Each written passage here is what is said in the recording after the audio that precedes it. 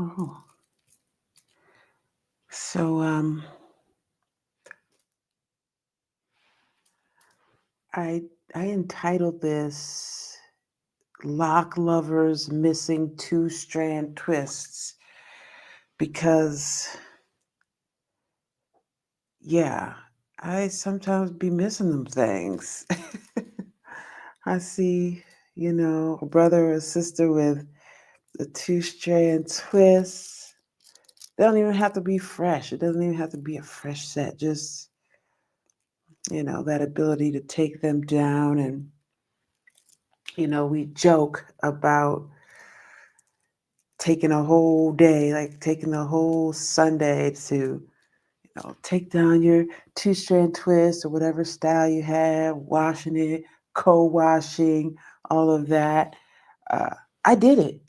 I was in the thick of it. I was doing all of that, and sometimes you miss it, sometimes you don't. But I I saw a young lady the other day. I was traveling on my way to Arizona, and I saw a sister in the airport, and she had two-strand twists, and we struck up a conversation, this sister and I, in the airport.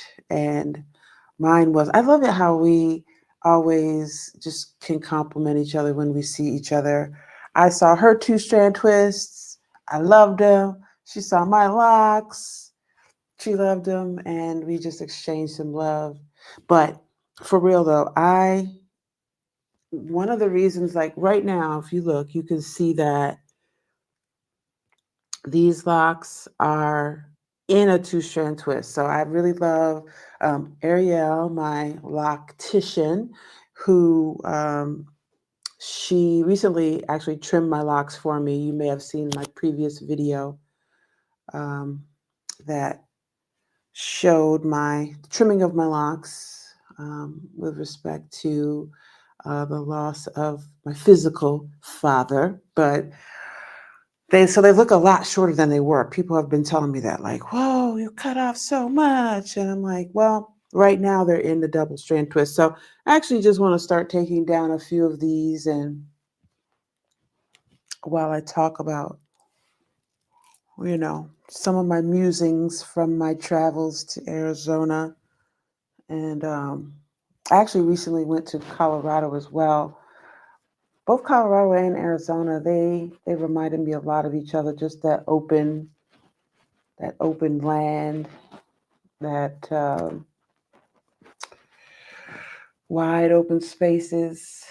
Really, really love that. And the ability to get back to nature in a way that you can't always do everywhere. I mean, every place has its own special spirit. So, but I really enjoyed my time in Arizona. I enjoyed my time in Colorado as well.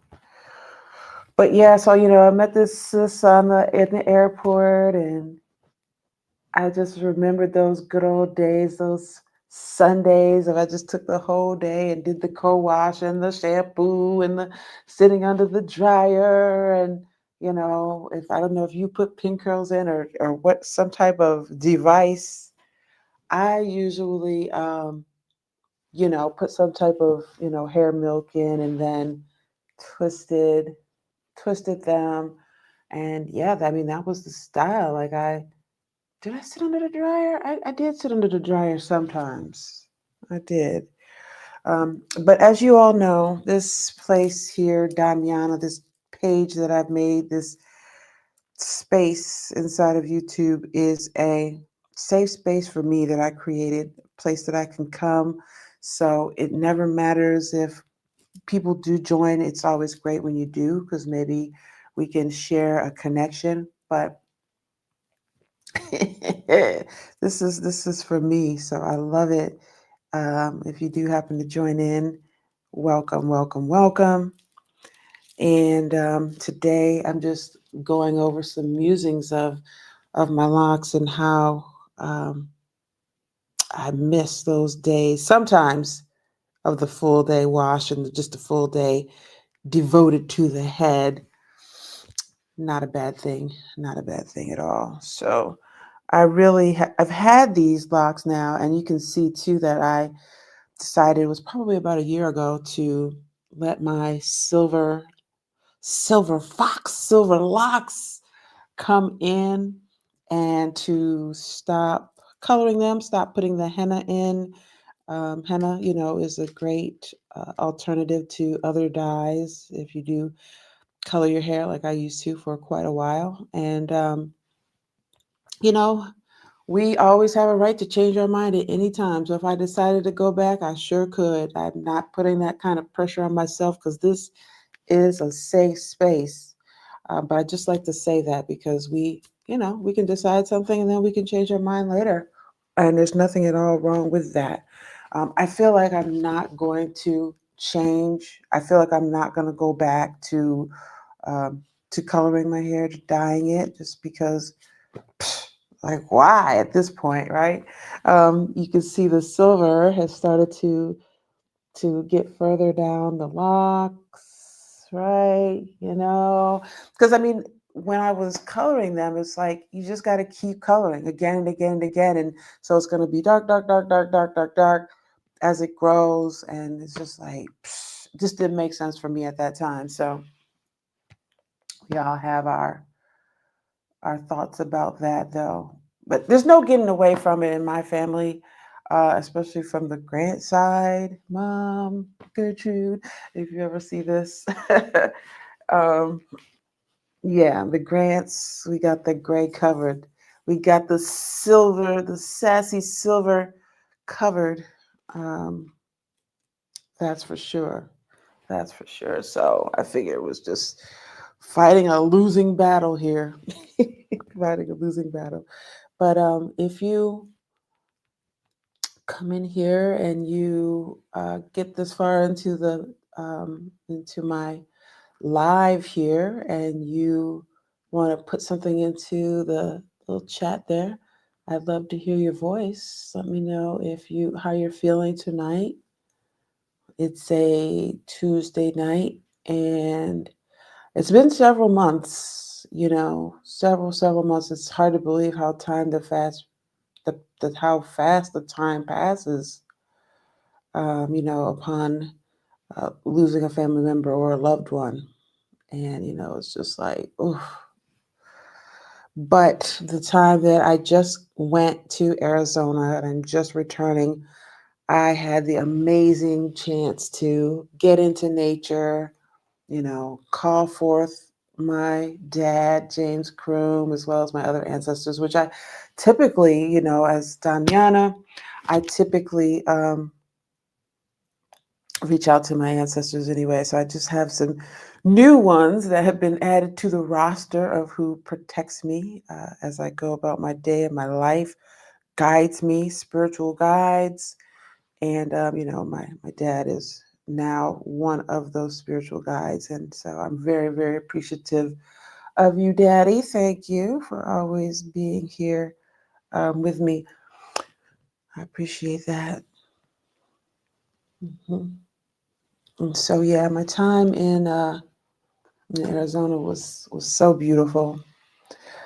I spent some time with my girl Tammy, a really good longtime friend of mine, and we had the opportunity to do a spiritual ritual as well, and call forth both of our fathers who are not on this earthly plane anymore. So, Tammy, I just want to thank you for such a great time. You were such a great hostess. You ever have a good friend who, you come over. I actually have a couple of friends like that. My girl Kim and my girl Tammy, but really also my sister Gigi. You say, oh, it's not a friend. She is actually like my best friend, and she always is the most hospitable as well when I come over to stay with her. And so Tammy was great. This was my first time going on and doing some RV camping. We were on the RV, in the RV, with all the lumps and bumps and, mechanical this and, creeks and grounds and furry friends in the woods. all of that. I got to deal with all of that, which is so great. I've always wanted to go RVing, and so I did that in Arizona. It was beautiful. We didn't get attacked by any bears or anything. Thank goodness. But I think we were definitely watched over and protected from any elements, any negative elements out there. Everything was all good. It was fantastic. So, but yes, let's see. These locks, my loctician put these in tight as I don't know what. Okay, so there's a little rubber band on the end, and I can okay, take that off. So now you can see here where there's the double strand twist. Let's see. Uh-huh. So you see, so all these locks are like that, which is why there seems to be not much volume, but each one is like two. So I'm going to take these out now that I'm back from all of my travel. And yeah, so if you join me, feel free to put into the chat whether you have also either been using henna coloring for your hair, whether you stopped doing it, letting the silver come in like I'm doing. Isn't that what I always do on the videos? Like, but just because they were in these two-strand twists for so long, now they're super wavy, wavy like gravy. That's right. And then let's see. So I'm going to leave the ones around the edges in the two strands for now, just so I can stay a little neater around the edges like that. But once you get kind of in the middle a little bit, that's where you can start taking them out and letting the scalp breathe a little bit, because it's still pretty. I mean, I've had these for about at least 3 weeks now, maybe more, and the scalp just needs to breathe a little bit. All right.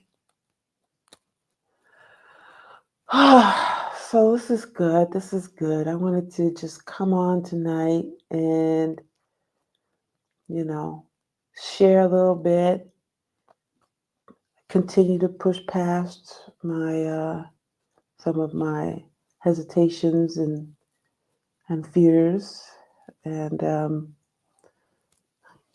go further into the legacy that my father has created for me. One of, yes, we know we can grieve, but then getting back into the thick of things. My dad would never want me to linger and languish inside of grief, and so that's my goal when on coming in here and being going live again, is to push past those. Sometimes you just want to um, just stay in your grief and depression, and that's not a good thing. So um, but you need to take as much time as you need, and that's what I have been doing. And so